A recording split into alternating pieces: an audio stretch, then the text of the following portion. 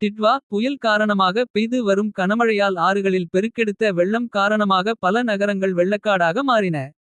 இதனால் காரணமாக பயங்கர நிலச்சரிவும் ஏற்பட்டது. கனமழை மற்றும் நிலச்சரிவு காரணமாக இதுவரை உயிரிழந்தவர்களின் எண்ணிக்கை 85 ஆக உயர்ந்துள்ளது. மேலும் மாயமான 21 பேரை தேடும் பணி தொடர்ந்து நடைபெற்று வருகிறது. 600க்கும் மேற்பட்ட வீடுகள் சேதமடைந்துள்ளதோடு 44,000த்திற்கும் மேற்பட்ட மக்கள் பாதிக்கப்பட்டு உள்ளதால் வெள்ளம் பாதித்த பகுதிகளில் மீட்புப் பணிகளுக்காக 20,500 ராணுவ வீரர்கள் களமிறக்கப்பட்டுள்ளனர்.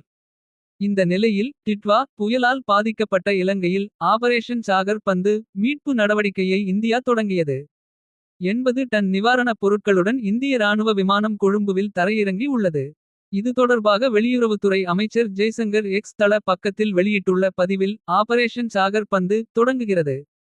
தார்பாய்கள், போர்வைகள், சுகாதார பொருட்கள் மற்றும் சாப்பிடத் தயாராக உள்ள உணவுப் பொருட்கள் உட்பட சுமார் 12 டன் நிவாரணப் பொருட்களை ஏற்றிச் சென்ற இந்திய விமானப்படையின் C-130J விமானம் கொழும்பில் தரையிறங்கியது என்று கூறியுள்ளார்.